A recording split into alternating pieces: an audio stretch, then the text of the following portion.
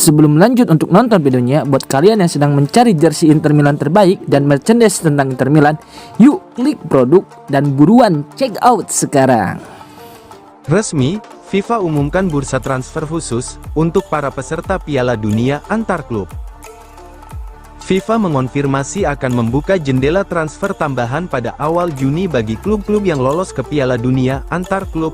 Jendela pendaftaran ini akan berlangsung dari 1 hingga tanggal 10 Juni tahun 2025 untuk seluruh federasi terkait, tulis pernyataan resmi FIFA. Langkah ini memungkinkan klub-klub tersebut mendaftarkan pemain baru yang akan berlaga di turnamen tersebut. Piala Dunia antar klub edisi 2025 akan digelar di Amerika Serikat dan dimulai pada tanggal 14 Juni di Miami. Inter dan Juventus menjadi satu-satunya wakil Italia dalam ajang bersejarah ini, ungkap laporan FIFA. Turnamen ini akan diikuti oleh klub-klub dari 20 federasi anggota, termasuk dari Argentina, Jerman, Jepang, dan Arab Saudi. FIFA juga memberikan kelonggaran tambahan selama kompetisi berlangsung, yakni dari tanggal 27 Juni hingga tanggal 3 Juli, klub dapat mengganti atau menambah pemain dalam periode tersebut dengan batasan tertentu, jelas FIFA. Namun, syaratnya adalah jendela transfer reguler di negara asal klub juga harus sedang dibuka.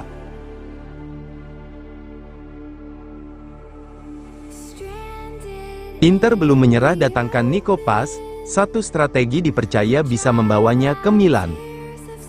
Inter berpotensi kembali bersaing untuk mendatangkan Nico Paz, gelandang muda milik Como yang akan segera dipanggil pulang oleh Real Madrid. Menurut laporan dari Corriere dello Sport, kembalinya Nico ke Madrid bukan akhir dari harapan Inter, melainkan peluang baru yang bisa dimanfaatkan, terutama jika skenario peminjaman terbuka setelah Piala Dunia antar klub. Nico Paz, yang musim ini bersinar bersama Como di bawah asuhan Cesc Fabregas, bergabung dari Real Madrid dengan mahar 6 juta euro musim panas lalu. Namun Los Blancos menyelipkan klausul rekompra bertahap, 9 juta euro musim panas ini, 10 juta euro tahun depan, dan 11 juta euro pada 2027. Xabi Alonso ingin memulangkan sang pemain lebih cepat dari tanggal resmi, tanggal 1 Juli agar bisa membawanya ke Piala Dunia antar klub yang dimulai tanggal 18 Juni mendatang, dengan nilai transfer diperkirakan akan mencapai 11 juta euro secara keseluruhan.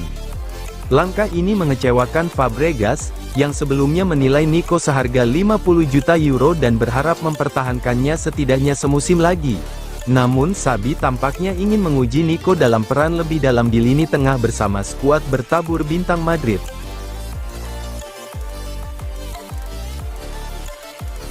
Inter bisa Francesco Pio Esposito ikut serta ke Piala Dunia antar klub.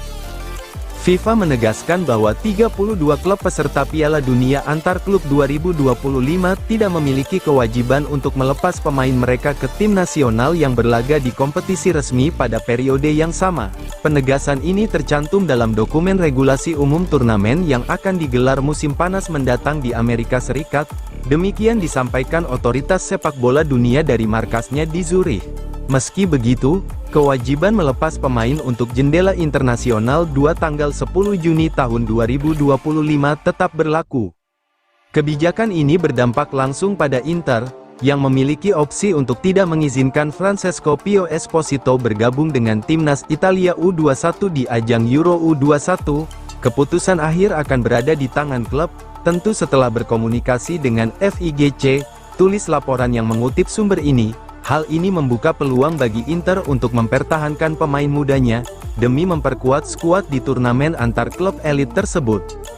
Francesco Pio Esposito sendiri sebelumnya telah menanggapi kemungkinan ini dengan penuh semangat. Dua kompetisi ini sama-sama penting, akan menjadi kehormatan bisa tampil di salah satunya, ujarnya kepada Sport Mediaset.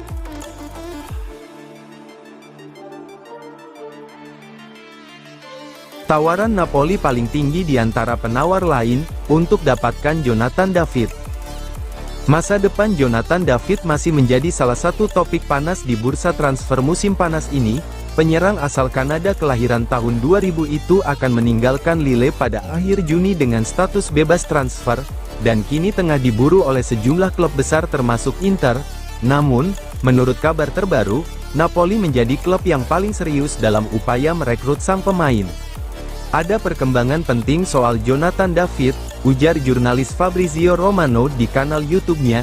Napoli telah mengajukan proposal yang ambisius, baik dari sisi olahraga maupun ekonomi.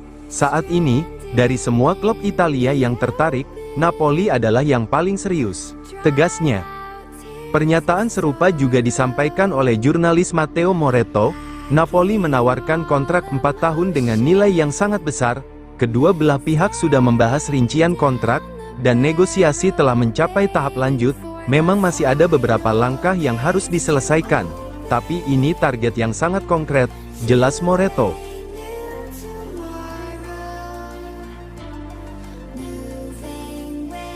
Luis Enrique, saya pikir ini akan menjadi final yang sangat terbuka.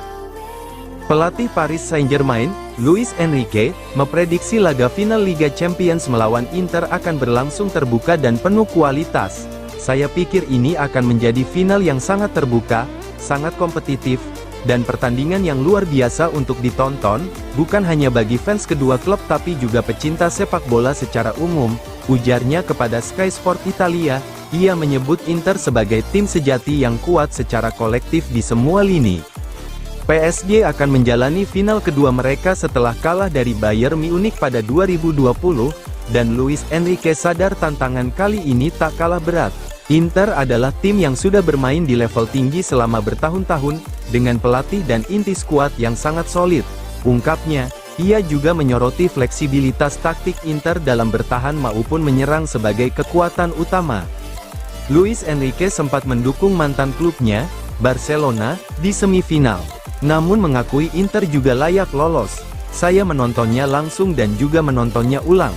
Berdasarkan apa yang ditampilkan, kedua tim pantas lolos ke final, katanya.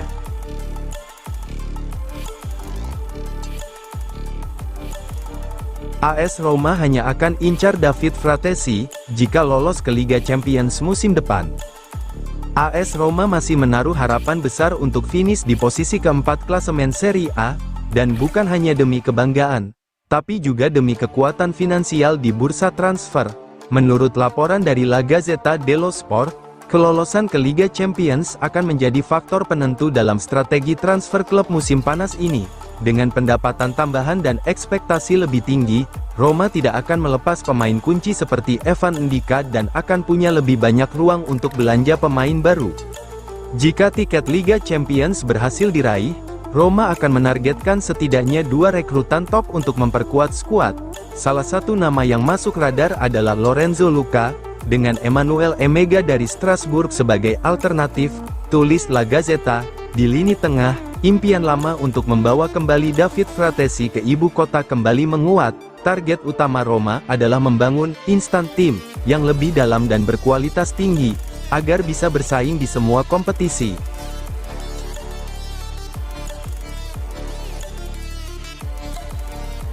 Nottingham Forest siap saingi Inter, untuk tanda tangan Ange Yohan Boni.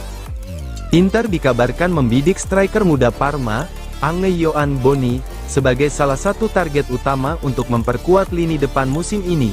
Menurut laporan dari Calcio Mercato, Inter telah membuka pembicaraan awal untuk mendatangkan pemain berusia 21 tahun tersebut. Boni dinilai sebagai opsi ideal untuk menjadi pelapis di lini serang Nerazzurri. Dalam negosiasi awal, Inter mengetahui bahwa Parma memasang harga sekitar 20 juta euro untuk Boni. Namun, tim asal Emilia-Romagna itu juga disebut bersedia menerima tawaran 15 juta euro ditambah bonus terkait performa. Menurut sumber yang sama, Boni tengah menutup musim pertamanya di Serie A dengan catatan 6 gol dan 3 assist dalam 36 penampilan liga. Ketertarikan terhadap Boni tidak hanya datang dari Italia. Fabrizio Romano melaporkan bahwa Nottingham Forest dari Liga Inggris juga mengincarnya pada bursa transfer Januari lalu. Ini menunjukkan bahwa performa Boni telah menarik perhatian klub-klub besar Eropa.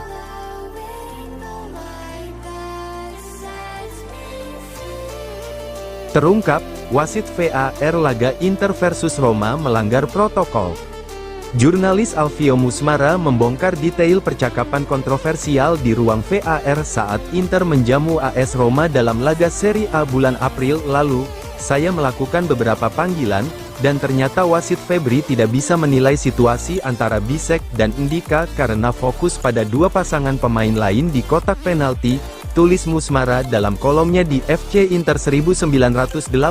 Laga itu berakhir dengan kemenangan mengejutkan Roma 1-0 di San Siro, namun penuh dengan keputusan kontroversial. Insiden yang menjadi sorotan utama terjadi di kotak penalti Roma ketika Evan Ndika menarik Jan Bisek hingga terjatuh, namun wasit Michael Febri hanya melambaikan tangan tanda permainan dilanjutkan.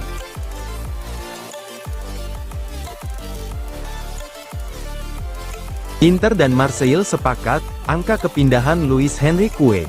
Inter dilaporkan semakin dekat untuk menyelesaikan transfer Luis Henrique dari Olympique Marseille. Menurut laporan dari Fabrizio Romano, kesepakatan antara kedua klub hampir rampung dengan total nilai transfer sekitar 25 juta euro. Meskipun masih ada beberapa detail yang perlu dirampungkan, negosiasi berjalan positif dan menuju tahap akhir. Luis Henrique, pemain sayap asal Brasil, dinilai cocok dengan proyek Inter untuk memperkuat lini serang lewat sisi sayap mereka di musim ini.